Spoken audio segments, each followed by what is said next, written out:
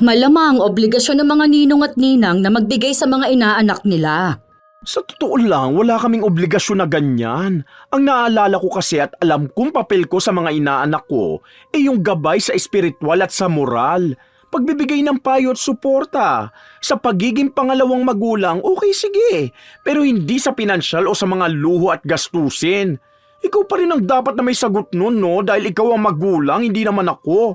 Huwag mo naman sanang gawing investment lang anak mo. Hindi yan negosyo mo na nagbibigay ng malaking kita para sa'yo. Kung yung bata nga natutuwa sa maliit na bagay na natatanggap niya Tapos ikaw kung ano-anong demand mo. Ilang taon na kitang tinitiis kung alam mo lang. Hindi naman tayo magkaibigan sa totoo lang Diba? Niyaya mo lang ako maging ninang, pero hindi tayo magkaibigan. Bakit nga ba kumukuha ng ninang o ninong? Ano ba ang dapat nilang papel sa buhay ng bata? Maging gabay nga ba o maging isang bagay na pagkakakitaan? Ganon ang palaging tanong ni Michelle. Dahil mukhang ibang klase ng pagiging ninang na ang nagiging papel niya sa buhay ng kanyang inaanak.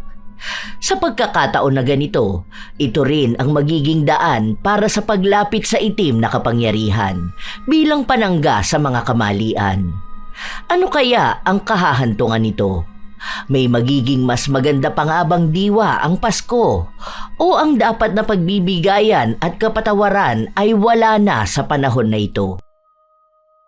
Uy, be, kukunin kitang ninong ha. Sa 25 ang binyag ni Pochoy. Bali isinabay na rin sa 1 taon niya. Be, ninong talaga? Ninong ba tong nakikita mo sa akin? Sa haba ng buhok ko, sa kapal ng pilik mata ko? Ay, ninang pala no.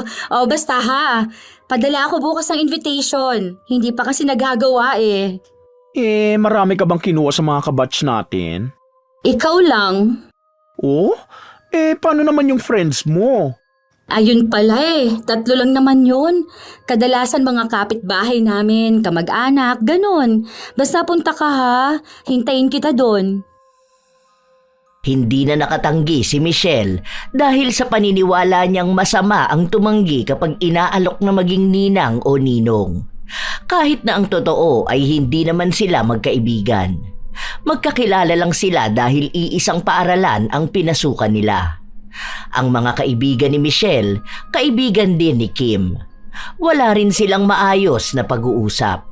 Kapag nagkikita sila, doon lang sila nagkukumustahan. Ilang linggo pa ang lumipas, dumating na ang araw ng binyag. Maayos naman ang lahat dahil madaling makisama si Michelle.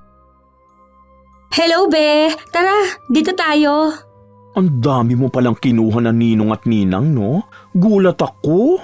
Oo. 20 sa ninong tapos 20 sa ninang. Kapag nagbigay ng pakimkim sa bata, bawi namin na gastos ngayon. Siguro naman wala magpapakimkim sa inyo ng 20 pesos lang, di ba? 100 ang pinakamababa, tapos may regalo pa kayo. Oo, tama ka nga naman. Oo nga pala, be.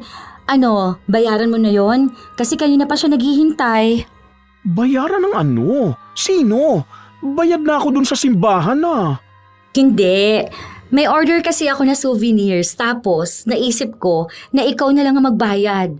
Yung isa kasing ninang ni Pochoy, siya yung nagbayad ng cake. 2K lang naman yun. Ano ka ba? Mayaman ka naman. Hindi lang kita nasabihan talaga pero alam ko naman na may pera ka.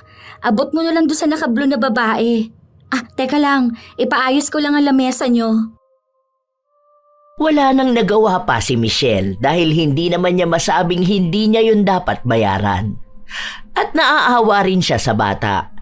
Nag-iisang anak lang kasi si Michelle at ang tatay niya ay nasa ibang bansa habang may negosyo naman ang kanyang ina.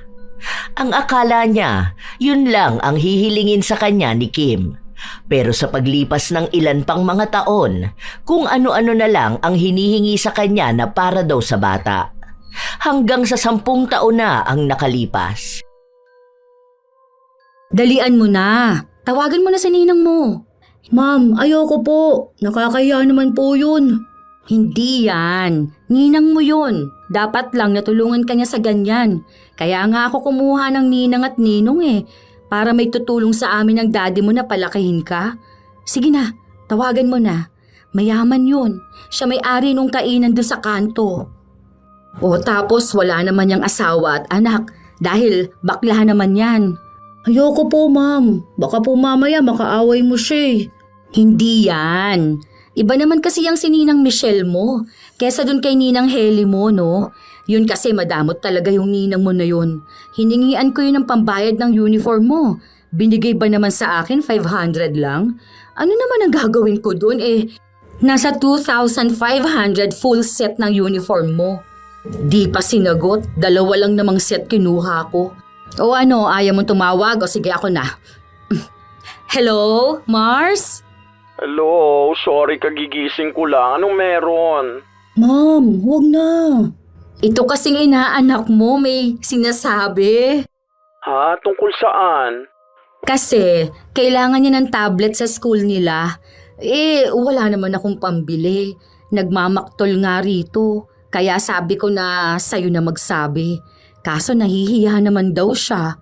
Pero ako kasi yung kinukulit. Ikaw lang naman ang ninang niya na galante magbigay. Yung iba blinak na ako. Ang sasama ng mga ugali. Naging ninang pa sila kung hindi naman sila makapagbigay para sa bata. Anong klaseng tablet ba? Sige, teka, hanap ako ng second hand. Titingin ako sa group ng mga nagbebenta ng tablet. Bakit naman second hand pa, Mars? Hindi yan Yung ano naman sana, yung bago. Magkano lang yun? Baka mamaya luma na yung maibigay sa kanya. Baka may sira pa. May nakita nga ako. Ikaw na lang magbayad nun. 14,999 yun. Ay, grabe, ang mahal naman yan. Nako, yan na nga ang pinakamura. Magagamit naman niya sa pag-aaral O eto nga naririnig ka ni Pochoy. Naghihintay siya ng sasabihin mo. Gusto niya yun Kasi nakita na rin niya yung ganun sa kaklase niya. Alam mo naman na hindi ko afford yung ganun. Oh, sige, pero baka next month na ha. Bumili kasi ako ng kotse ngayon. Sabihan ko na lang kayo. Ayun! Uy, salamat daw, Ninang! Sabi mo thank you. Bilisan mo. Salamat po, Ninang. Wala yun. Basta mag-aral ka na mabuti ha. Sige na, may gagawin pa ako. Bye! Tuwang-tuwa si Kim matapos niyang marinig ang sinabi ni Michelle. Kailangan naman talaga ni Pochoy ng gamit, pero hindi ganun kamahal. Hindi rin naman namimilit ang bata na bilhan siya dahil naiintindihan niyang kapag hindi nila kaya, hindi niya ipipilit ang gusto niya. Pero ang kanyang ina, ano man ang gusto niya, dapat meron siya. Pero lahat naman yon ay hinihingi sa mga ninong at ninang niya. Ang mas maraming nahingian ay si Michelle. Noong maibigay ang tablet na sinasabi niya, nasundan pa ito. Isang araw, habang nasa mall ang pamilya ni Kim, nasa lubong niya naman si Michelle na lumabas sa bilihan ng alahas. Uy, Mars, bumili ka ba dyan? Oo, birthday kasi ni Mama bukas. Yung order kong regalo sa kanya, next week pa pala ang dating. Kaya heto, bumili na lang muna ako rito. Uy, family bonding kayo ha? Oo, ipinisyal muna namin to. Oh, bless ka na kay Ninang. Hello po, Ninang. Ay, ang tongkad mo na ha. Sa susunod yan, mas malaki ka na kay mami mo. Mana sa daddy niya, Mars ha? Oo nga, Mars. May sinasabi nga to sa akin kanina May gusto raw siyang bilhin doon sa babae, wala naman akong pera. O ayun, sakto nakita ka niya. O andyan na ninang mo Kanina sabi ka ng sabi sa akin tapos ngayon hindi ka na makasalita. Sabi niya kasi sa akin, sana raw bigyan mo siya ng pera. Birthday niya kahapon, di ba? Ay, ganun ba? Hindi ko naalala, sorry. Busy kasi ako nitong mga nakaraan At teka lang, may cash pa ba ako rito? Ito, sakto. May 500 pa ako. Nako, yung gusto niyang ipabili, yung tig 2K na pants doon sa baba. 2 kasi yon, pants saka t-shirt. Dagdagan mo na lang kaya, Mars. Kawawa naman ang bata, Yung sukli kasi nun, ipapambili ko ng pagkain niya. Ay, teka, wala kasi akong cash. Tapos sa baba pa naman yung ATM machine. Send mo na lang kaya sa GCash ko, no? Sige, mamaya mag-send ako. Ngayon na kaya, baka kasi makalimutan mo yun. Uy, salamat ha, Mars. Salamat po, Ninang Ganda. Hiyang-hiya si Pochoy sa pinaggagawa ng kanyang ina. May tiningnan lang naman siyang damit pero hindi niya sinabing gusto niya yung bilhin. Humanap lang talaga ng paraan ang kanyang ina para may mahingi sa kanyang ninang. Noong umalis na si Michelle, tuwang-tuwa si Kim dahil may dagdag na naman sa kanyang pera. Ma'am, huwag ka na po kaya manghingi kay Ninang. Nakakaya naman po eh. Eh bakit ka mahihiya? Ninang mo yan? Malaki na po ako. Hindi ka pa malaki. Saka kahit naman matanda ka na, hindi pa rin naman pwede yung mawawalan siya ng obligasyon sa'yo. Kaya ako nga siya kinuha na ninang eh. Dahil kailangan niya magbigay ng anumang gusto mo. Sabi sa amin, hindi naman po ganun ang ginagawa ng mga ninang. Bali ano po sila, yung magiging gabay sa amin. Yun na nga. Gabay na rin yan. Kasi nga nagbibigay siya ng pera. Eh yun lang ang silbi nila sa mga inaanak nila. Ang galing naman ng mga ninong at ninang na yan na hindi magbigay sa bata eh. Kaya nga sila pumayag na maging ninong o ninang eh. Dahil kaya nilang sumuporta sa bata. Kaya wag ka dyan ha. Mayaman yun. Umaabot ng ilang daang libong kinikita nun kada buwan ano. Barya lang sa kanya tong hinihingi mo na ito. O tara na, bumili na tayo. Habang naglalakad sila, may nakasalubong na naman silang isang ninong ni Pochoy. Uy, itong inaanak mo, naku, may gusto tong bilhin kanina. Kaso lang wala naman kaming pera. Birthday nito kahapon. Bali, ngayon lang kami nakalabas. Nagbigay ng 500 ng lalaki pero hiniritan pa ito ni Kim. Pero wala na talaga siyang maibibigay dahil maliit lang naman ang sahod nito at may ibang obligasyon na ginagawa sa buhay. Ganon ang laging ginagawa ni Kim. Madalas talaga na hinihingian niya ng pera ang mga ninong at ninang ng kanyang anak at ginagamit lang ang pangalan ni Pochoy. Isang araw, habang nasa bahay lang sila, dumating ang babala na puputulan na sila ng kuryente. Nako, ano ba naman to? Wala pa naman akong hawak dito. Naipampaayos ko na ng buhok ko eh. Ay, teka, pahingiin ko nga si Pochoy sa mga ninang niya. Pochoy! Anak! Po, ma'am? Bakit po? Oh, chat mo nga ang ninong mo at ninang. Sabihin mo need mo kamo ng pera.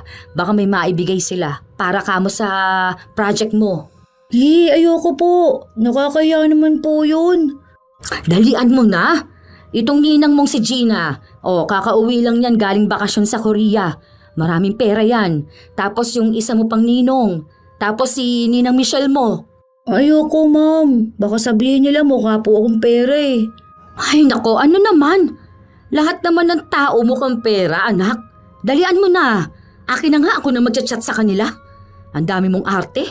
Mga ninong at ninang mo naman yun. Bibigyan ka ng mga yun, no? Basta manghihingi ka lang. Kailangan natin ng pambayad ng kuryente. Baka maputulan tayo nito. Hindi na nakapagreklamo ang bata dahil mismong ina na niya ang nagpadala ng mensahe sa kanyang mga ninong at ninang. Sinabi na may kailangan siya sa paaralan at kung hindi niya yon maipapasa, magkakaroon ng problema sa kanyang grado. May nagbibigay na mga ninong at ninang niya pero hindi pa rin sapat ang pera pambayad sa kuryente. Kaya pinuntahan ni Kim si Michelle sa trabaho nito. Mami, huwag na lang po kaya. Nahihiya naman po ako. Dami nang ibinibigay sa akin ni Ninong eh. Sana sa chat na lang. Hindi nga sumasagot sa chat. Hanggang 5 PM lang bayaran dito. Sabado at linggo pa susunod. Baka sa Lunes niyan, mawala na tayo ng kuryente talaga. Kaya wag ka dyan magulo ha. Tara na, wag mo kong aartehan dyan ha. Pagpasok nila sa loob, nakita nilang abala si Michelle sa dami ng papel na nasa harapan niya. Mars, anong ginagawa niyo rito? May chat kasi ako sa'yo. Kaso hindi mo pa nakikita. Sobrang busy mo pala talaga ngayon. Sige, wait mo na lang ako dyan ha. Upo na muna kayo, tapusin ko lang tong isa. Sige lang.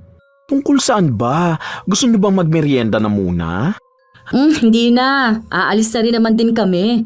Sige na, tapusin mo na muna yan. Halos magmadali si Michelle sa ginagawa niya. Marami pa dapat siyang uunahin pero inihinto na muna niya dahil mukhang importante ang kailangan ni Kim para lang puntahan agad siya. Ay, okay na. Oh, anong meron? Ano kasi, itong inaanak mo. Sige na, sabihin mo na. Nahihiya na naman yata magsabi. Sabihin mo na. Tago ka ng tago dyan sa likuran ko. Ano ba yun? Ako na nga, para matapos na rin to. May trabaho ka pa. Balik kasi may kailangan sila sa school nila. Sa akin ang hihingi ng pera. Sabi ko baka sa'yo meron ka. 1K lang naman yon, Mars. Ganun ba? O sige, wait lang, kukuha ko. Kaya nawiwili si Kim manghingi ng pera kay Michelle. Masyado itong mabait kapag kaharap ang kanyang inaanak. Lalo na kung may kinalaman din naman ito sa pag-aaral ng bata. Nakumpleto ni Kim ang perang pambayad ng kuryente. Ilang linggo pa ang nakalipas. Kalmado na naman ang lahat sa kanilang pamilya hanggang sa nagkasakit si Pochoy. Isinugod ito sa ospital. Anong nangyari sa inaanak ko? Okay na ba siya? Kailan daw siya makakauwi niyan? Baka bukas daw. Dengue nga, Mars. Hindi lang naman siya, pati yung mga kaklase niyang iba. Meron din sa kabilang classroom. Ayun lang. Ibig sabihin yan malamok sa school nila. Wala man lang bang ginawang aksyon? Wala ngang pasok ngayon dahil lilinisan tapos papausukan ng school. Hirap na at baka marami pang mahawa. O sige, may dala pala ako dyan pagkain niya. May mga prutas din dyan. May isa pa nga akong problema. Baka naman pwede mo akong matulungan bumili ng gamot. Yung bang iinumin ni Pochoy, pati sana vitamins. Sabihan mo na lang ako kung anong kailangan niya, ha? Salamat, Mars. Alam mo ba, sa dami ng kinuha kong ninong at ninang ng anak ko, ikaw lang ang maaasahan sa kanila. Yung iba, ayaw na akong kausapin. Ang hinihingi ko lang naman kasi yung para lang sa bata, hindi ba? Nanghingi ba ako ng para sa akin? Hindi naman, di ba? Iba-iba kasi ang tao, Mars. Baka kasi minsan bigla ka nanghihingi tapos wala naman silang pera, di ba? Kahit na. Para naman yun kay Pochoy.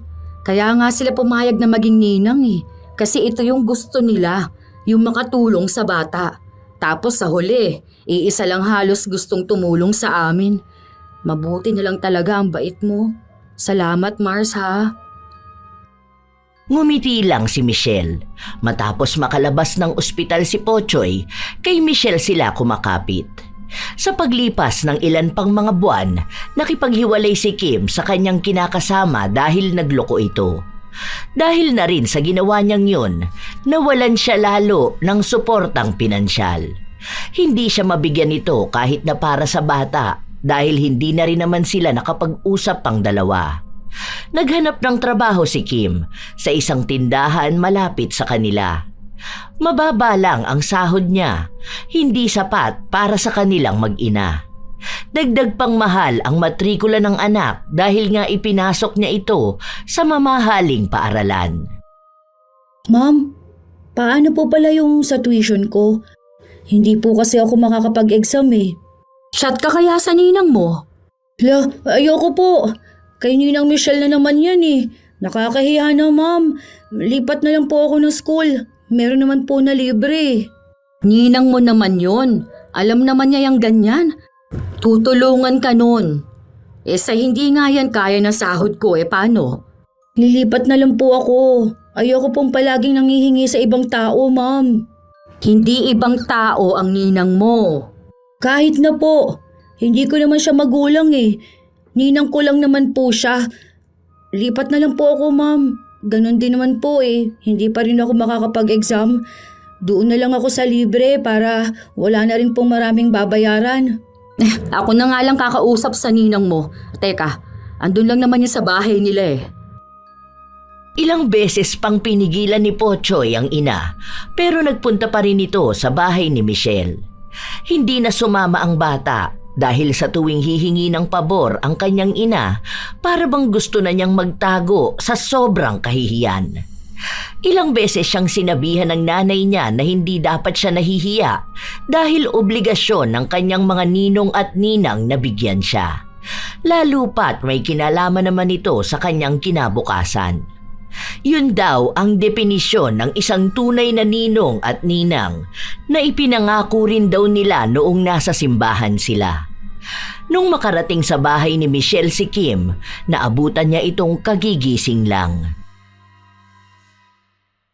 Sorry, ang sarap ng tulog ko. Kanina ka pa ba? Nasakit kasi ng katawan ko eh. Ang daming tao kahapon sa kainan. Tapos nagpunta pa ako ng salon, tumulong ako sa kanila. Nakakuha na yata ng bonus sa mga tao. Kaya nga, malapit na naman ang Pasko, no? Oo nga eh, hindi pa ako nakakabili ng regalo sa mga inaanak ko. Oo nga pala, anong ginagawa mo rito? Makikisuyo lang sana ako. Tungkol naman to sa inaanak mo. Total, ikaw naman ang ninang, di ba? Para bang ikaw na rin ang pangalawang ina ng anak ko. Baka naman habang hindi ko pa kayang magbayad ng tuition niya, ikaw na lang muna magbayad oh. Tuition? Mare, hindi ko naman yata kayang ganyang klase ng obligasyon. Alam ko na ang mahal ng tuition sa school ni Pochoy. Kung sana sa public yan, libre pa. Tapos kahit magbigay ako ng gamit sa school niya, ganun. Sige na, bilang ninang. Hindi ka ba masaya na nag-aaral na mabuti ang inaanak mo? Yung pag-aaral na talagang pinagtutuunan niya ng pansin? Sayang naman ang talino niya, di ba? Kung kaya ko lang sana eh. Kahit ako na lang. Kaya nga ako lumalapit sa'yo eh. Dahil maging ako, nangihinayang kung titigil siya. Hindi naman siya patitigilin sa pag-aaral. Ang sinasabi ko lang kasi, yun bang ilipat mo na lang sa school na alam mong kaya mo siyang mapag-aral. Single mom ako. Alam mo naman yon.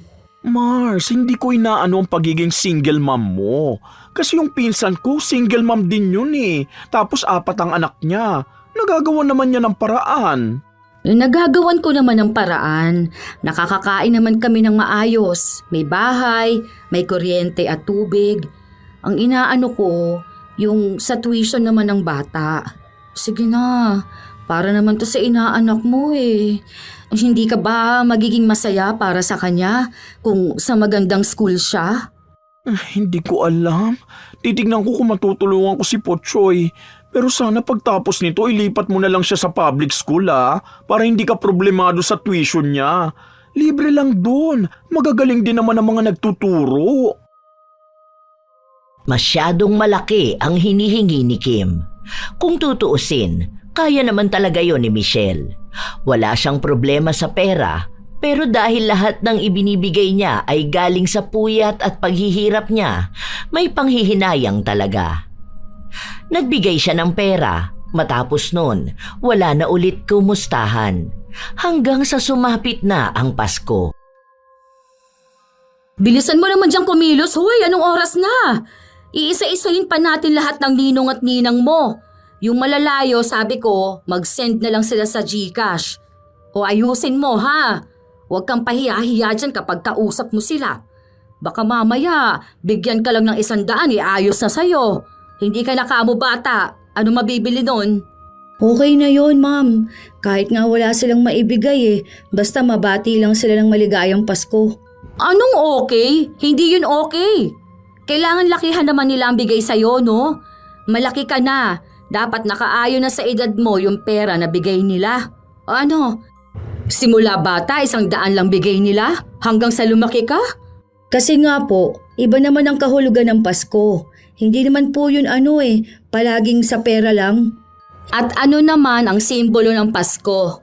Pagmamahalan ba? Bakit? Bubuhayin ka ba ng pagmamahal lang? Hindi naman yan makakabili ng gamit mo, no?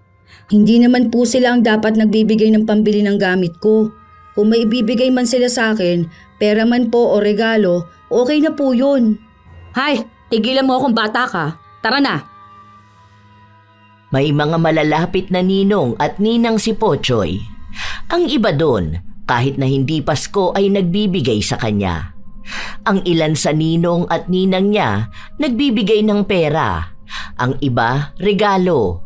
Ang iba naman ay sa susunod na lang daw. Naiinis na si Kim pero hindi niya lang pinapahalata. Ano ba naman yun? Magkano naman ang ampaw? 500 pesos? Diyos ko, ano mabibili niyan? Ang kuripot naman magbigay nun. Ang laki ng sahod niya tapos ganyan lang ngayong Pasko? Okay na po yan. Nung nakaraan nagbigay siya sa akin ng bagong sapatos, hindi ba po? Kahit na, iba naman yun. Dapat kapag Pasko nagbibigay siya ng mas mahal. Yung isa mong ninang, puro na lang sa susunod. Hindi ba siya nahihiya na gano'n ang sinasabi niya sa mga inaanak niya tuwing pupunta sa kanila? Sus, kahit pamasahe man lang wala siyang maibigay. May sakit po siya. Kailangan niya ng pera sa gamutan. Ako nga po ang nahihiya ni hindi ko man lang po siya kinukumusta buong taon. Tapos manghihingi pa ako ng pamasko sa kanya. Tama lang naman yun. Bakit kailangan mo pang mangumusta sa kanila? Alam naman nila na may mga inaanak sila. Kaya dapat nagtatabi sila ng pera. Nakakahiya sa mga bata. Nagsuot ng maganda para mamasko. Tapos sasabihin, sa susunod na lang. Hindi naman po sinabi na puro perang pamasko lang po dapat, hindi ba? Hindi lang din naman po para sa mga bata ang Pasko. Kahit matanda na sila. Para din naman yun sa kanila. Hindi naman sinabi na magsuot ng maganda, magpunta ng malayo para bigyan ng malaking pera ng bawat ninong at ninang. Dapat po, pwede na kahit nadalaw mo o nakita mo. Hindi ganyan ang tinuturo ko sa'yo, di ba? Pero ganun po ang sinasabi sa amin sa values. Ang sabi nga po na may matanggap man o wala sa mga ninong at ninang, matuto pa rin po magpasalamat. Dahil malay po namin, sa susunod, sa future, may maitulong yung ninong at ninang namin na wala naman pong kinalaman sa pera. Yun lang po. Kaya kahit may maibigay sila sa akin o wala, ayos lang po talaga. Basta mabati ko sila ng Merry Christmas. Tara na, dun tayo sa ninong Bobby mo.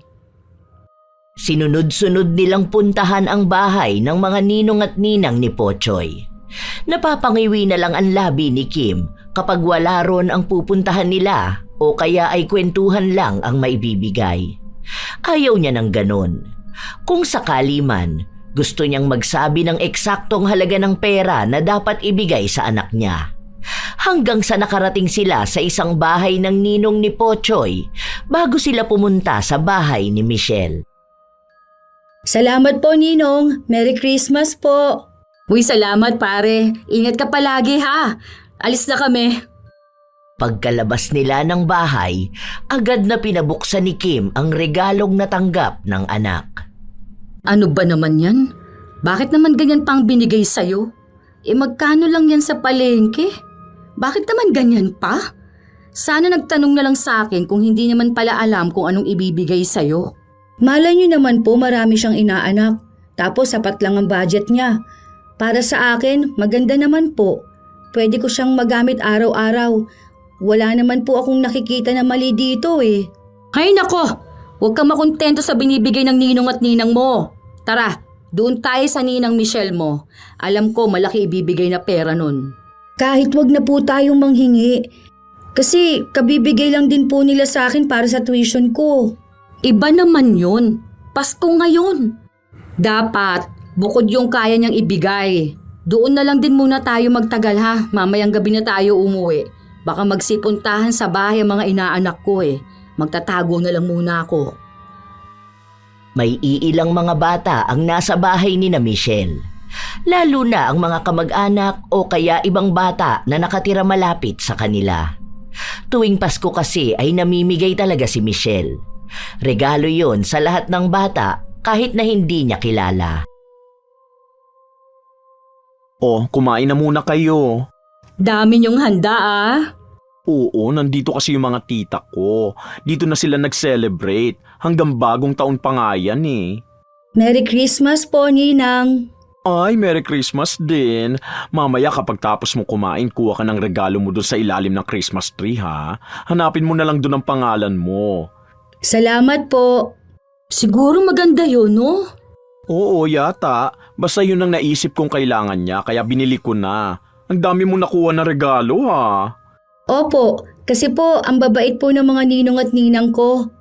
Lahat ba nagbigay? Hindi naman po. May iba na sa susunod na lang po. Pero wala naman po yung problema. May maibigay man po o wala.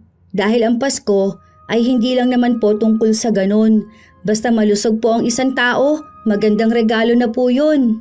Wow, ang bait naman talaga ng inaanak kong to. Ang matured mag-isip pa. Ilang taon ka pa lang, di ba?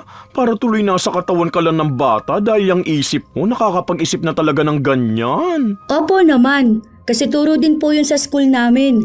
Ang sabi nga po ni teacher, kahit ano raw po ang matanggap namin, maging masaya po kami. Meron man po o wala, dahil iba-iba naman po ang simbolo ng Pasko. Hindi lang po yun sa kung anong naibibigay ng iba. May regalo naman pong hindi nakikita, tulad po ng pagmamahal. Ay, nakakatuwa ka naman talagang bata ka. Parang kahit na anong ibigay ko sa'yo, tatanggapin mo. Paano kung wala akong maipamasko sa'yo ngayon? Okay lang din po. Marami naman na po kayong naitulong sa akin eh. Kahit po hindi Pasko, nagbibigay po kayo. Nakikinig lang si Kim pero ang totoo niyan, sa kalooban niya ay naiinis siya sa kanyang anak.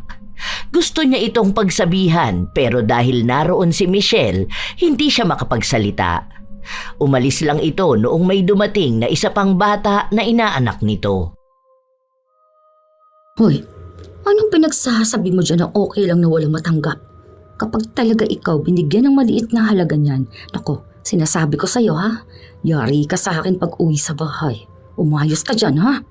Huwag mo kung ano-ano dyan sa ibang simbolo ng Pasko. Ngayon ka na nga lang makakahingi sa mga ninong at ninang mo. Hindi kumibo ang bata dahil sa takot niya sa ina. Noong maibigay na kay Pochoy ang regalo, umuwi na rin sila. Masama ang timpla ng mukha ni Kim, kaya alam ng anak niyang baka mapagalitan na naman siya. Ano ba naman yan? Hindi man lang nagbigay ng pera si Michelle? Ano naman gagawin mo dyan sa regalo niyang sapatos sa'yo? Mahal po itong sapatos na ganito. Saka magagamit ko ito sa school. Hindi naman kasi dapat ganyan. Nagbigay sana siya ng pera.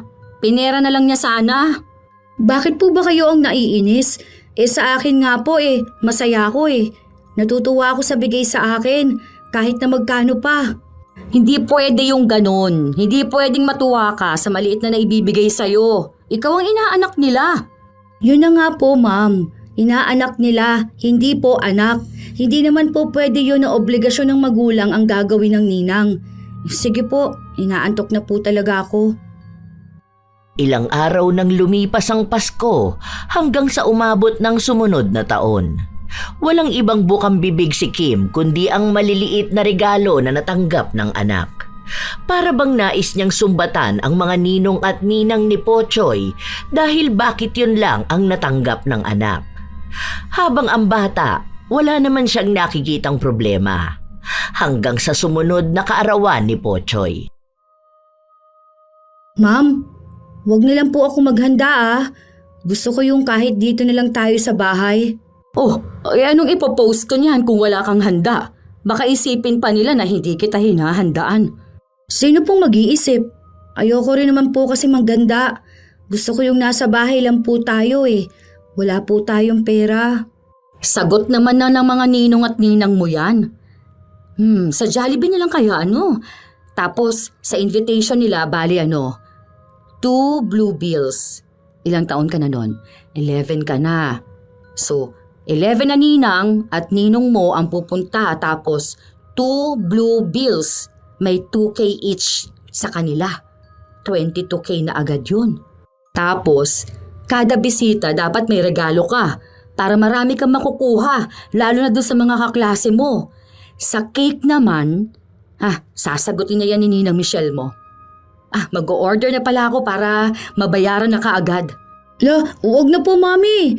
Ayoko ng ganyan po.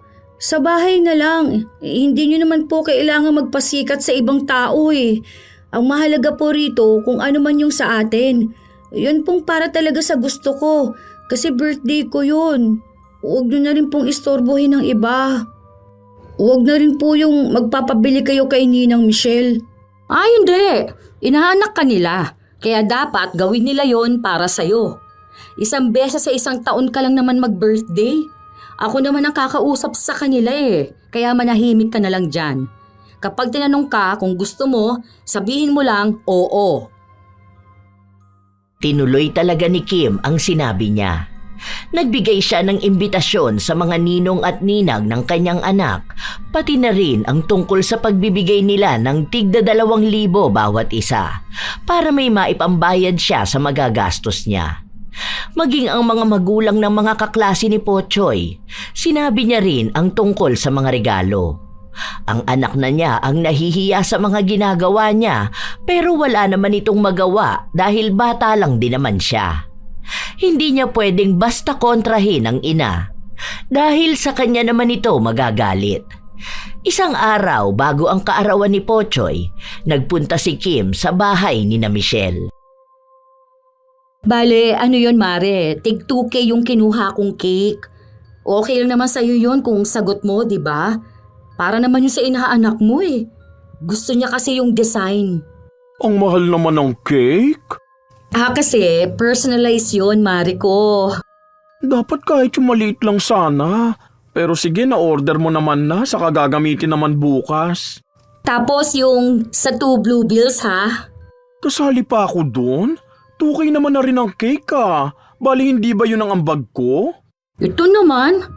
Malamang kasama ka pa rin dun sa 2 blue bills. Kasi nga bilang ko na yun. Pambayad ko yun dun sa Jollibee.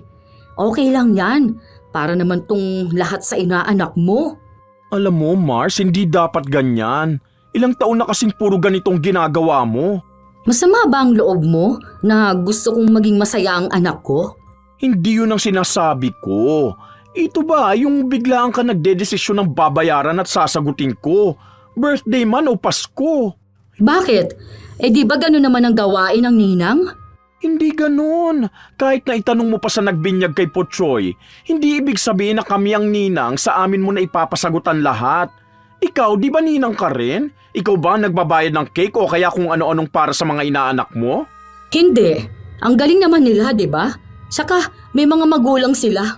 O nakita mo na? Kahit ikaw hindi ka sang-ayon kapag pinasagot sa'yo ng mga magulang ng mga inaanak mo yung kung ano-ano, di ba?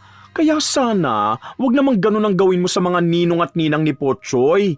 Isipin mo yung 2 blue bills na sinasabi mo.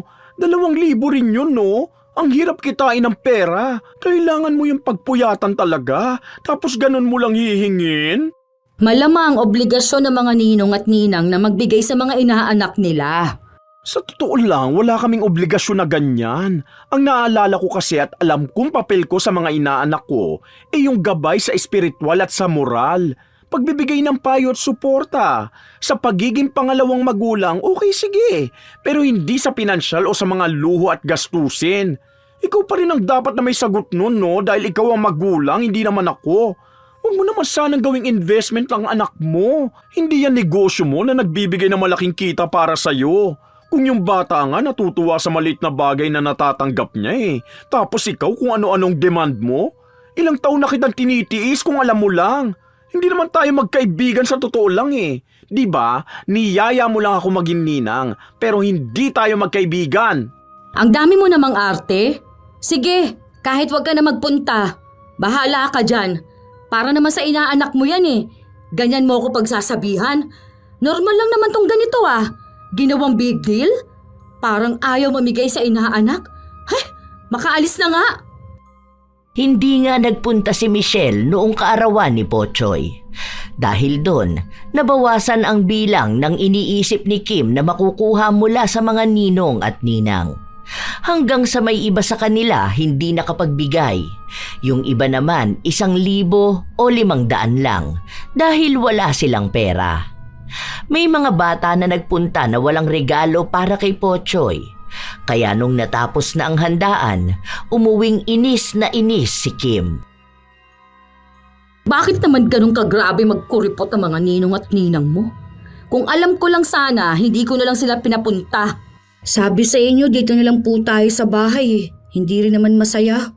Hindi talaga yun magiging masaya. Paano? Binigyan nila ako ng stress. Sabi ko 2 blue bills. Tapos anong ginawa nila? Mga hindi ata nag-iisip ang mga yun. Oh, tapos ito pang si Michelle ha. Ang arte, cake lang naman na tig 2K ang pinasagot ko sa kanya. Tapos kung makapagsalita siya sa akin, parang ang dami na niyang naibigay sa'yo. Konti pa po ba yung nagawa niya para sa akin? Malamang, konti pa lang yun. Tapos panay siya reklamo. Hindi po yun konti lang, ma'am. Last year, binilhan po niya ako ng tablet. Nagbayad din po siya ng tuition ko. Naalala ko pa po nung bumili kayo ng sapatos, tapos sa kanya niyo pinabayad.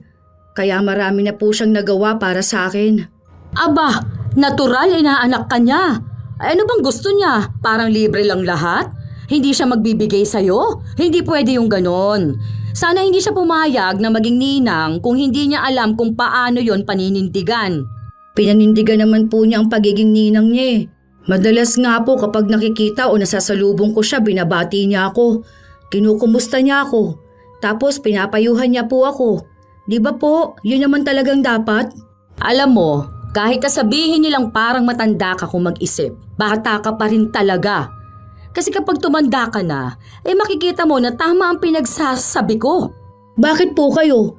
Nung nakaraan nandito yung inaanak ninyo, nangihingi ng damit sa inyo pero hindi niyo naman binigyan. Pinaalis niyo nga po agad eh. Di ba? Kung hihingi po kayo sa mga ninang ko, dapat kayo bilang ninang, ginagawa niyo rin po yun sa mga inaanak niyo. Paano ba kasing hindi? Sa namimihasa sila nang hingi ng hingi kahit na hindi pa naman Pasko. Ganun na rin po ako, hindi ba po? Wala naman po akong pagkakaiba bilang inaanak eh. At doon po sa mga inaanak mo rin bilang ikaw po ang ninang. Ikaw bata ka? Lagi mo akong iniinis. Matulog ka na nga. Ang sabi mo kanina inaantok ka na eh. O siya, doon ka na. Sa mga araw na lumipas, hindi na nagkakausap sina Michelle at Kim. Hindi rin kasi nanghihingi si Kim kaya baliwala pa sa kanya ang presensya ni Michelle. Dahil wala siyang pakialam sa mga ninong at ninang ng anak niya kung wala naman siyang makukuha sa mga ito. Hanggang sa sumapit ang isang araw, kinakailangan na naman ni Pochoy ng gamit sa paaralan. Kaya lumapit siya sa mga ninong nito, pero wala namang maibigay sa kanya. Kaya wala na siyang ibang pagpipilian pa kundi ang lumapit na lang kay Michelle. Uy Mars, pasensya ka na kung nandito ako. Kailangan kasi ito ng inaanak mo eh. Pero sige, kung ganyan ka naman na ayaw akong kausapin o kaya ayaw mo na talaga magmalasakit sa inaanak mo, sige lang, okay lang din naman. Bakit? Tungkol saan ba yan? Kailangan kasi ng bayad doon sa field trip. Alam mo naman na magkano lang ang sweldo ko, di ba? Hindi naman ako nangihingi ng kahit na ano sa'yo eh. Ano lang to, para sa kasiyahan ng inaanak mo. Kasi kung may pera lang talaga ako, hindi na ako lalapit sa'yo. Siya lang yung hindi makakasama kung sakali. Uy, pero ito kung okay lang naman sa'yo ha. Hindi ko naman sinabi na obligasyon mo to. Ayoko naman na magalit ka na naman dyan. Magkano ba yun? Send mo na lang sa akin. Pagkatapos nito, sana wag mo nang pasaliin sa kung saan-saan ng bata lalo na kung hindi naman dapat. Salamat ha. Naku, matutuwa niya ng inaanak mo.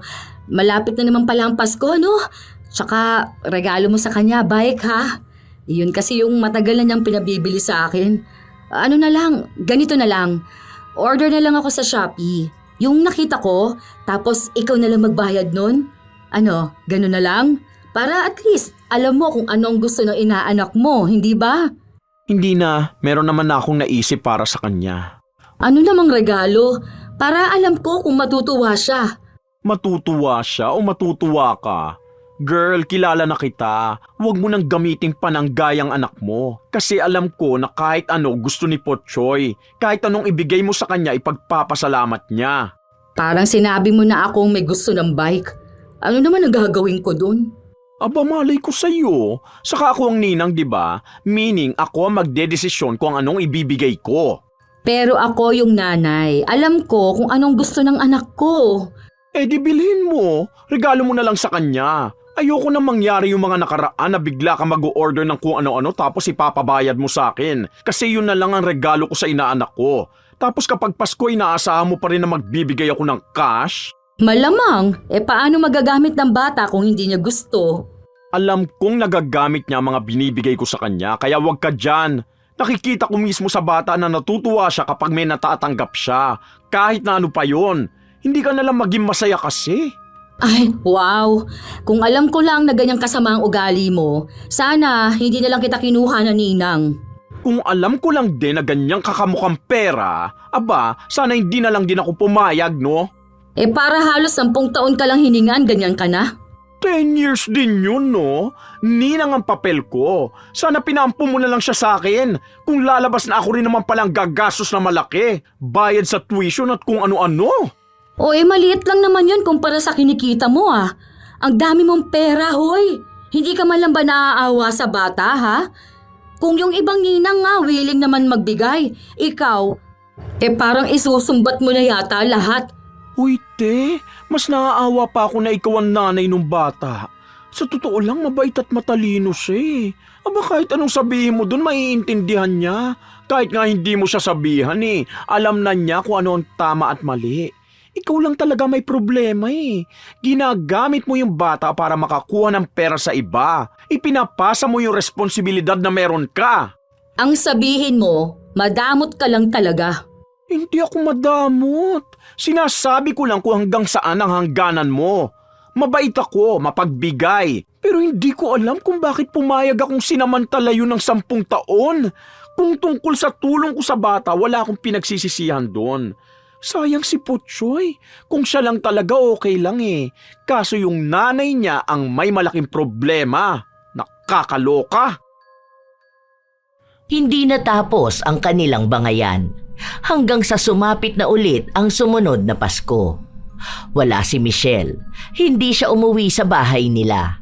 May nakuha naman na regalo si Potsoy pero hindi ayon sa naiisip ni Kim. Simula rin noon, hindi na niya nakikita pa si Michelle. Hindi na niya makausap at mahingian ng tulong lalo na kapag tungkol ito sa bata. Hanggang sa isang araw, bigla na lang silang nagkasalubong na dalawa sa isang mall. Mabuti naman nakita rin kita. Ang dami mo ng utang sa inaanak mo. Wala akong natatandaang may utang ako dahil nagbigay ako ng regalo nung Pasko. Wala pa naman Pasko ngayon. Kailangan niya ng tulong nung nakaraan ah. Tapos binlock mo pa ako kahit sa Instagram. Ano ba namang pag-uugali yan? Ay bakit? Bawal ba yun ha? Sa ayaw na nga kita makausap. Yun na mismo ang utang mo sa kanya. Hindi yun utang dahil hindi naman ako nanghingi ng pera sa'yo, no? Hihingi ka ng tulong sa akin. Ibig sabihin, ikaw. Kung may malasakit ka lang sana sa inaanak mo, ano? May malasakit naman ako, pero lahat ng bagay may hangganan.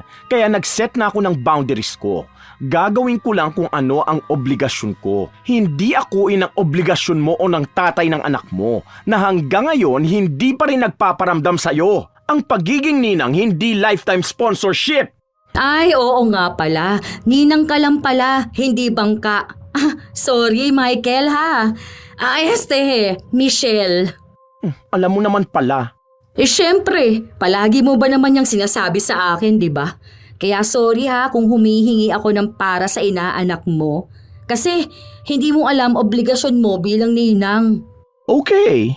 So ganyan lang talaga? Walang pagbawi man lang? Ninang ako. Ninang ha? Hindi ako co-maker. Yung tatay nga di mo maobliga, tapos ako pa na ninang lang naman? Ay, ayoko ng stress. Bahala ka sa buhay mo. Ilang beses na sinubukan ni Kim na bumili ng gamit at ipapangalan niya kay Michelle para ito ang magbayad. Pero hindi niya magawa. Hindi na katulad noon si Michelle. Mabait ito noon na kahit anong gusto niya para kay Potsoy ay ibinibigay. Hanggang sa isang araw, bigla na lang nagkasakit si Kim. Namamaga ang panga niya. Sumakto pa noon na Pasko na naman. Ma'am, magpa-check up ka na po kaya. Hindi yung panay ka po inom ng gamot, hindi naman tumatalab. Masama pa naman yan yung basta ka iinom ng gamot. Baka mamaya lalo lang pinapalala niya ng sakit mo. Hindi yan. Noong mga bata pa kami, Kapag naman may masakit sa amin, mefenamic lang yan. Kapag masakit ang ngipin, inom lang nun, gagaling ka na. Hindi naman po basta masakit lang yung panga ninyo eh. Namamaga pa po oh. Halata talaga masyado. Para ka pong may beke tapos namumula pa. Kamo kapag nasasanggi mo, nasasaktan ka po. Oh, ibig sabihin po nun may kakaiba. Saka na yan. Sa susunod na lang. O ano na, bakit hindi ka pa nakabihis dyan? Anong oras na oh? May maaabutan ka pa ba niya sa mga ninong at ninang mo? Hindi naman po ako mamamasko eh. Anong hindi? Hindi pwede yung ganyan. Magbihis ka doon. Huwag mo akong simulan, Pochoy. Matanda naman na po ako. Hindi na ako dapat nagbabahay-bahay. 11 years old ka pa lang. Anong matanda ka na? Nakakahiya naman po. Lagi na lang akong nangihingi ng regalo at pera sa kanila. Eh kung magbibigay man po sa akin, mas gusto ko sana yung kusa nilang gagawin. Hindi yung dahil lang po sa gusto ninyong lagi nila akong bibigyan. Magbihis ka na at sasamahan kita. Huwag mong sabihin yan ha? Dahil malaking pera ang nakukuha mo kada Pasko. Lalo na dun sa mga ninong at ninang mong walang oras bumili ng regalo. Kailangan mo ng pera. Ilang beses pang pinilit ni Kim ang anak bago niya ito napapayag na magbihis at mamasko. Tumutuntong na kasi sa pagiging binatilyo si Pochoy. Nakikita niya ang iba sa mga kaedaran niyang hindi na nagbibihis ng maganda at nagbabahay-bahay tuwing Pasko. Nagiging normal na araw na lang sa kanila. Yun naman sana ang nais ni Pochoy. Kung sakali man na may magbibigay sa kanya ng pera o regalo, tatanggapin niya ito. Pero hindi siya pipilit ng iba na bigyan siya. Lumipas ang oras, walang gaanong nagbibigay kay Pochoy. Minsan, mababa lang talaga ang halaga na hindi kinatutuwa ni Kim.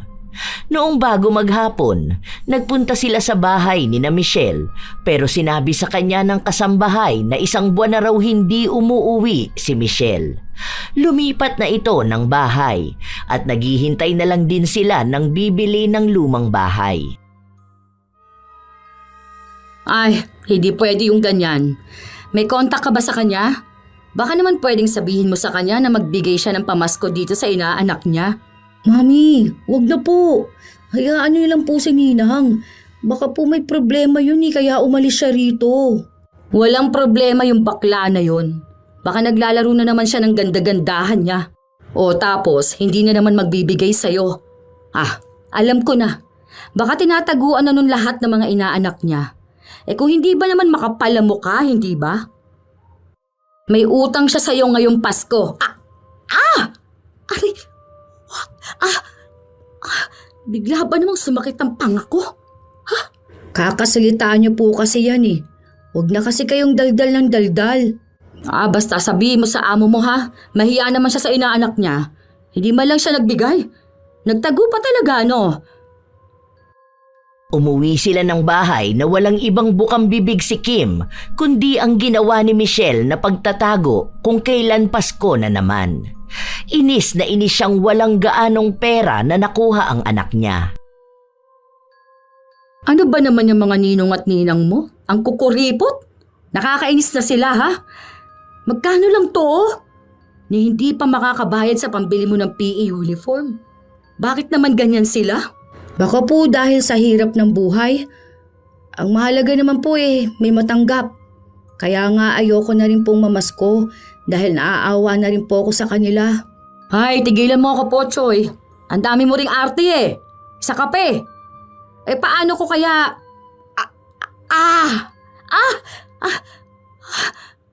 Ito na naman ang pangako. Naiinis na ako. Umaatake na talaga ang sakit Ay, grabe.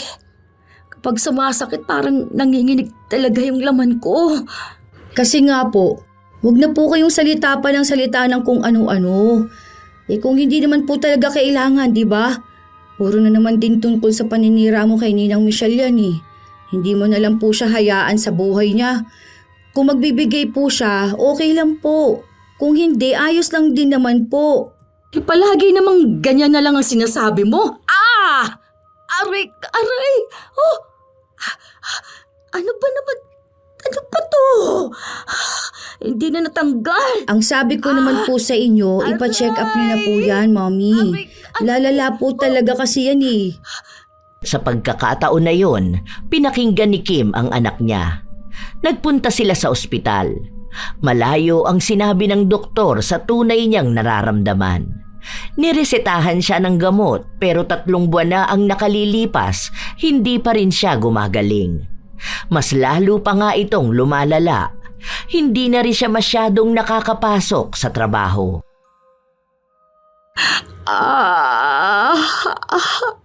Ayoko na. Sobrang sakit na talaga. Parang nilalamog yung panga ko sa sakit. Aray. Bakit ba ito ganito? Pwede bang gumaling na ako? Mumog ka po kaya ng maligamgam na tubig na may asin. Ginawa ko naman yun eh. Hindi naman umiepekta sa akin. Ewan ko ba? Ayun na naman. Hindi ko may paliwanag kung anong klaseng sakit. Pero masakit talaga, grabe. Sobra. Hindi po umiepekto ang gamot? Ano po bang sabi ng doktor? Hindi talaga. Ayoko na ng ganitong pakiramdam, anak. Grabe. Grabe ang paghihirap ko. Naiiyak na ako. Ilang buwan pa ang lumipas, hindi pa rin gumagaling si Kim. Kahit na anong gamot na ang inumin niya ay walang nangyayari. May mga napapanood siyang paraan para mawala ang sakit ng panga niya. Ginagaya niya naman ito, pero saglit lang ang epekto sa kanya. At kapag bumalik naman ito ay sobrang sakit naman ang nagiging kapalit. Hanggang sa mga sumunod na buwan, malapit na ulit magpasko. Alam mo na ako anong gagawin mo sa Pasko, ha? Baka hindi na kasi kita masamahan yan. Sobrang sama talaga ng pakiramdam ko eh. Nilalagnat ako kapag sobrang sakit ng nararamdaman ko. Basta, huwag ka mag-iinarte, ha? Hindi na lang po ako mamamasko, Ma'am. Okay na po ako dito sa bahay. Alagaan na lang po kita. Aray! Oh, lalong sumasakit ang panga ko dahil sa ginagawa mo. Umayos ka nga dyan. Para kang tanga. Matanda na po ako, ayoko na po mamasko. Dapat ako naman na po yung nagbibigay ng pamasko sa kanila eh. Tigilan mo ako. Huwag mo akong artehan ngayon. Aray! Lalong sumasakit tong panga ko sa'yo eh. Magpunta ka sa bahay ng ninang Michelle mo. O kaya i-chat mo. Manghingi ka ng pamasko sa kanya. Wala na po. Iba na nakatira sa bahay nila eh. Tapos wala naman na po siyang account. Ang walang ya, nagtago na talaga. Taon-taong naghihintay si Kim kung kailan magpaparamdam si Michelle para masingil ito sa mga utang niya sa inaanak, pero wala na talagang naging paramdam sa kanya. Halos 4 na taon na ang nakalipas, hindi pa rin gumagaling ang pamamaga ng kanyang panga. Magpapasko na naman. Siguro naman manghihingi ka na sa mga ninong at ninang mo. Bibigyan ka na siguro nila ng mas malaki dahil malaki ka na rin naman. Yung ninang Michelle mo, ewan ko dun, hindi na nagbigay talaga. Hayaan mo na po siya. Sana okay lang din siya. Saka hindi na po ako mamamasko. Kukunin ng araw po akong ninong ng anak ni Kuya Bogs eh. 15 anyos ka pa lang, tigilan mo ko. Hindi ka pa pwede nun. Hindi naman daw po ako isasama sa lista sa simbahan eh. Bali, gagawin lang talaga akong ninong ni Jack. Kukunin kang ninong, pero hindi opisyal. Ibig sabihin, peperahan ka. Itigil mo yan. Bata ka pa. Mamamasko ka pa sa kanila, kaya dapat bigyan ka pa nila. Huwag mong pairalin yung hiya-hiya mo. Hantingin mo yung ninang Michelle mo. para makabayad naman siya ng utang niya sa'yo. Ilang taon na siyang hindi nagbibigay. Huwag ka na po masyado magsalita, Mami. Kasi baka sumakit na naman yung panga mo. Ito na nga. Paano? Ginagalit mo na naman ako eh. Mamasto ka. Kahit na anong pilit ni Kim, hindi namasko ang kanyang anak. Kahit na sabihin niyang kailangan nila ng pera, hindi siya pinakinggan nito. Lumipas na rin ang ilan pang mga linggo, mas lalong sumakit ang panga ni Kim. Umabot pa sa mga gabing umiiyak na lang talaga siya dahil walang gamot na tumatalab sa kanya. Halos magmakaawa na siya para lang gumaling. Hanggang sa isang araw, habang nanonood siya, may nakita siyang tungkol sa kulam at albularyo. Hindi siya masyadong naniniwala sa ganon, pero sinubukan niyang dumulog sa isang albularyo. Akala ko po bang sabi niyo hindi naman totoo yung ganyan? Bakit po ngayon sa kanya kayo lumalapit? Baka mamaya nakulam na ako. Baka may taong galit sa akin kahit na wala naman akong ginagawa sa kanya, di ba? Saka, pwede ba ka na magulo dyan? Marami naman pong naiinis sa inyo eh. Baka po isa sa mga nakaaway nyo. Kung sakali man po na yun ang dahilan ha. Nagsimula munang gumawa ng orasyon ng albularyo bago alamin ang nangyari sa kanya.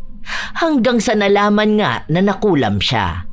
May nagpagawa ng ritual para mamaga ang kanyang panga. Hindi nga lang daw malalaman kung sino yon pero kilala niya. Nakahalubilo na niya ito ng minsan. Sino naman kaya yung tao na yun? Hindi man lang ba siya naawa sa akin?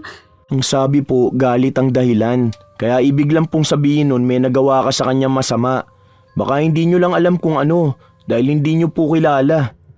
Kahit na ba, napakasama naman ng taong nagpapakulam ng iba dahil lang sa galit niya.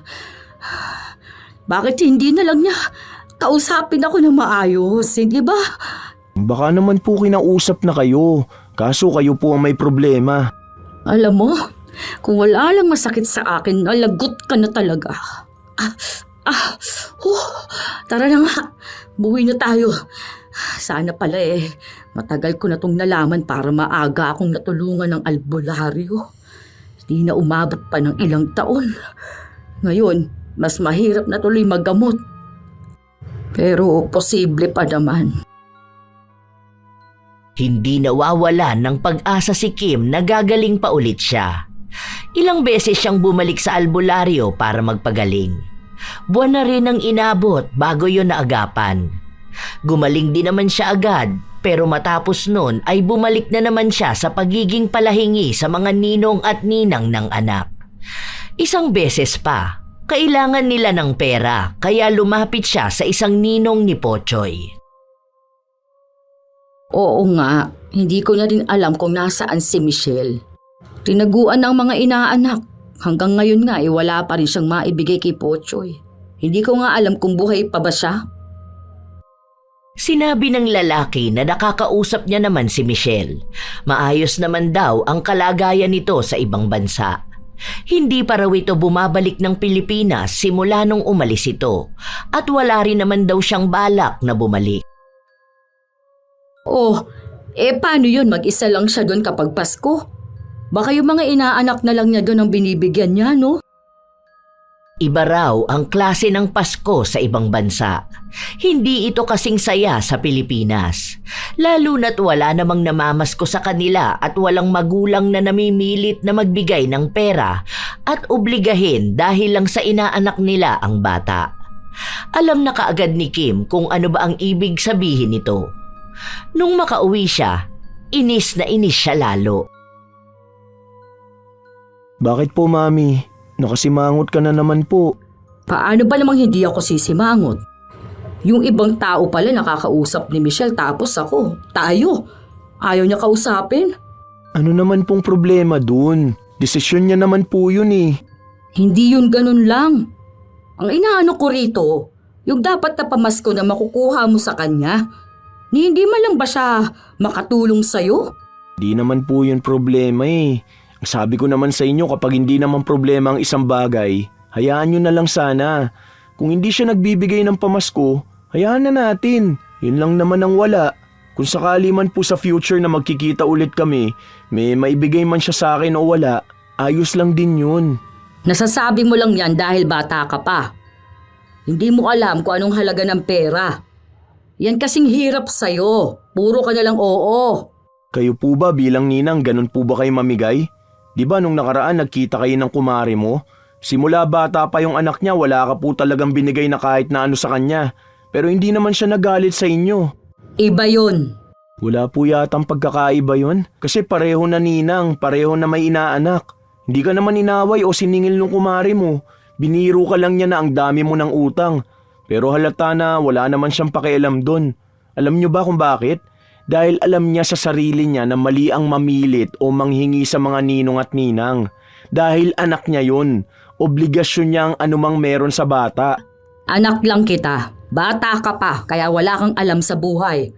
Kaya wag mo kong pagsasalitaan ng ganyan, ha? Umayos ka sa akin, ha?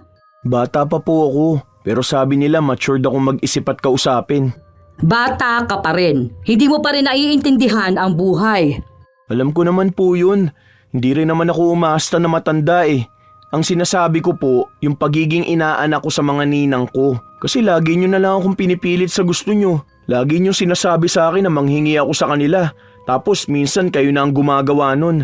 Mami, kung alam nyo lang kung paanong hiyang-hiya ako kapag inaabutan ako ng mga ninong at ninang ko.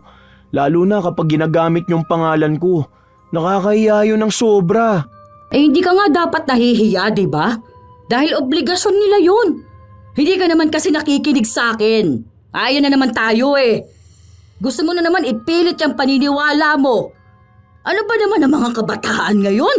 Kasi po kung ako magkakaroon ng anak tapos papabinyagan ko, hindi ko po pagkakakitaan. Hindi ako hihingi sa mga ninong at ninang. Maghihintay ako kung may maibibigay sila sa anak ko. Kasi alam ko rin na may pangangailangan sila sa buhay eh. Saka hindi yun ang iaasa ko sa kanya. Dahil kung ako po ang tatanungin kung anong gusto kong makuha sa mga ninong at ninang ko, hindi po pera o laruan, kundi po gabay nila. Mga payo sa buhay. Mas mahabang panahon ko naman po yung dadalin kaysa po sa pera na nauubos agad. Manahimik ka na nga dyan. Basta ha, sa darating na Pasko, sasamahan kita sa mga bahay nila. Tigilan mo ako sa hiya-hiya na yan. Huwag ka mahihiya sa kanila. Dahil alam nilang dapat binibigay nila ang mga pangangailangan mo. Bakit po si Daddy? Dapat may obligasyon siya sa akin. Pero bakit po siya hindi nyo pinipilit? Dahil ayaw niya. Dapat siya po ang pilitin natin dahil anak niya ako. Hindi naman ako anak ng ninong at ninang ko. Aba, at natuto ko na talaga mga tuwiran ano. Hindi kita tinuturuan ng ganyan. Baka marinig pa yan ng iba, isipin na hindi kita ginagabayan. Hindi naman po. Sinasabi ko lang kung anong naiisip ko. Wala naman po sigurong masama kung maglalabas ako ng nasa utak ko po. Kasi kung galit kayo sa mga ninong at ninang ko, dapat galit din kayo kay Daddy. Kasi siya yung unang tao na dapat nagbibigay sa akin eh. Pero hindi naman niya ginagawa. Huwag mong questionin kung ano mang ginagawa ko. Hindi ko po kasi makitaan ng paliwanag eh. Galit kayo kay Ninang Michelle kasi hindi siya nagbibigay sa akin. Eh si Daddy nga po kahit magkasama kayo noon kahit isang beses, wala naman po siya naibigay sa akin ah. Tapos hindi nyo naman siya inaaway. Hinahayaan nyo lang po siya. Parang sinasabi nyo pa na dapat ibang tao ang sumalo sa kanya. Huwag po ganun ma. Alalahanin niyo po ang tunay na kahulugan ng Pasko. Hindi po ito tungkol sa pagbibigay lang ng aginaldo. Umalis si Kim sa harapan ng anak. Ayaw niyang pakinggan ang anumang sasabihin nito. Sa ilan pang mga linggo na nakalipas, madalas na nagbabangayan ang mag-ina, lalo na kung may kinalaman nito sa pamamasko. Sinasabi ni Kim sa anak na sulitin na niya habang may nagbibigay pa sa kanya. Pero sadyang si Pochoy na talaga ang ayaw mamasko. Ipinapaubaya na lang niya ito sa ibang mga bata. Dahil ibang Pasko ang gusto niya. Yung Pasko na hindi pera o mamahaling regalo ang makukuha, kundi klase ng Pasko na makikitaan ng pagmamahalan at tunay na saya, nang walang kahit na anong binibilang. Yon ang tunay na diwa ng Pasko. hanggang sa dumating ang isang araw na natauhan si Kim. May isa kasi siyang inaanak na imbis na manghingi ng regalo sa kanya, ito pa ang nagbigay. Sinabi sa kanya na dapat ang mga taong mapagbigay ay binibigyan. Ang daming bagay na bigla na lang din pumasok sa kanyang utak. Noong sumapit ang sumunod na Pasko, nakita niya ang anak na nasa kwarto lang mag-isa. Merry Christmas, anak. Merry Christmas, Ma'am. Oy, bakit hindi ka pa nakabihis? Hindi naman po ako mamamasko. Hindi ko naman sinabi na mamamasko ka. Lalabas tayo. Celebration ba? Tsaka, may gift pala ako para sa'yo. Wow, yung gusto ko! Naka-add to cart to sa akin eh. Nakita ko nga, kaya nga binili ko na. Salamat po, Mami. Ako rin may regalo ako sa inyo. Sana magustuhan niyo po. Ay! Ito ba yung damit na tinitignan mo sa mall nung nakaraan? Nako, uy, ang mahal nito ah. Nag-abala ka pa talagang bumili ha. Pero salamat dito anak ko. Sobrang na-appreciate ko talaga ito. Huwag ka po mag-alala. Dahil sa mga susunod na Pasko po, mas maganda pa maibibigay ko sa inyo. Sa ngayon, yan lang po ang kinaya ng ipon ko eh. Ano ka ba? Kung ano ang bigay mo, magugustuhan ko talaga yon. Eh di ba nga, ang pagbibigayan sa Pasko, simbolo ng pagmamahalan? Dahil ang puso ng Pasko ay pagmamahalan. At ang isa sa pinakamasayang regalo na natatanggap ko tuwing Pasko ay ang kasama ka. Kaya pasensya ka na ha, kung ilang beses kitang pinilit noon. Ikaw pala yung napapahiya sa ginagawa ko. Ayos lang po yun, Mami. Ang mahalaga po, hindi na lang po uulitin. Naging masaya ang kanilang Pasko dahil magkasama sila. Kahit na silang dalawa lang, ramdam nila kung gaano makabuluhan ang lahat. Hindi na talaga namasko si Pochoy, pero may ilan siyang mga ninong at ninang na nagbibigay sa kanya ng kusa, kahit na hindi siya manghingi. Hindi na rin nagparamdam o nagpakita sa kanila si Michelle. Nais pa naman sanang humingi ng tawad ni Kim dahil alam niyang kay Michelle siya nakagawa ng hindi maganda. Kaya idinaan na lang niya sa panalangin ang paghingi niya ng tawad. Umaasa siyang patatawarin din siya nito kahit na matagal na silang hindi nagkikita o nagkakausap man lang. Naging malaking tulong talaga si Pochoy sa kanyang ina para lang mapagtanto nito kung ano ang mali niyang nagawa. Sadyang pinili lang kasi ni Kim na pagkakitaan ang kanyang anak sa pag-aakala na gano'n ang tunay na ibig sabihin ng Pasko. Tunay naman na maraming magulang ang ginagawang negosyo ang mga anak. Pinipilit na ilapit sa mga ninong at ninang para hingian ng pera. Isang malinaw na kamalian na unti-unting sumisira hindi lamang sa ugnayan ng pamilya kundi pati sa dangal ng bata at sa diwa ng Pasko. Hindi pera ang tunay na naging problema kundi ang pagtingin sa bata bilang paraan ng pagkakakitaan. Kapag ang isang magulang ay nasanay na ipasa ang responsibilidad sa iba, unti-unting nawawala ang hangganan ng tama at mali. Ang obligasyon na dapat ay nasa magulang, nagiging pasan ng mga taong minsan lang pinili, hindi dahil sa tunay na ugnayan, kundi dahil sa inaasahang pakinabang. Ang pagiging ninong at ninang ay hindi kontrata ng habang buhay na gastusin. Hindi ito garantiya ng buwanang tulong, mamahaling regalo o salaping maaaring singilin tuwing may kailangan. Ang kanilang papel ay paggabay sa bata, hindi tagapondo, saksi sa paglaki, hindi bangko, katuwang sa payo, hindi kapalit ng magulang. Sa mga maling paraan na ganito, nawawala ang tunay na diwa ng Pasko dahil malaki rin ang nagiging epekto nito sa bata. Ang Pasko ay hindi panahon ng paniningil kundi ng pag-unawa. Hindi ito araw ng obligasyon kundi ng kusang loob. Hindi ito pista ng luho kundi ng pag-asa. Para naman sa mga magulang, huwag gawing negosyo ang mga anak. Para sa mga ninong at ninang, mahalaga ring igalang ang sariling hangganan. Ang pagtulong ay nawawala ng saysay kapag ito ay sapilitan. Lagi nating tatandaan na ang anak ay biyaya, hindi negosyo. Ang ninong at ninang ay gabay, hindi bangko. At ang Pasko ay hindi panahon ng paniningil, kundi panahon ng pagmamahal na walang presyo. Ngayong katatapos lang ng Pasko, marami talaga ang nakaranas nito. Kayo ba mga apo, ano ang pananaw ninyo sa pagkuha ng ninong at ninang? Ano rin ba ang tingin nyong papel nyo para sa inyong mga inaanak? Kung kayo rin ay may opinyon at komento sa ating bagong kwento, maaari nyo yang ibahagi para aming mabasa. Naway may magandang aral na naibahagi ang ating bagong kwento. Ito ang inyong Lola Telang at maraming salamat sa pakikinig nyo mga apo.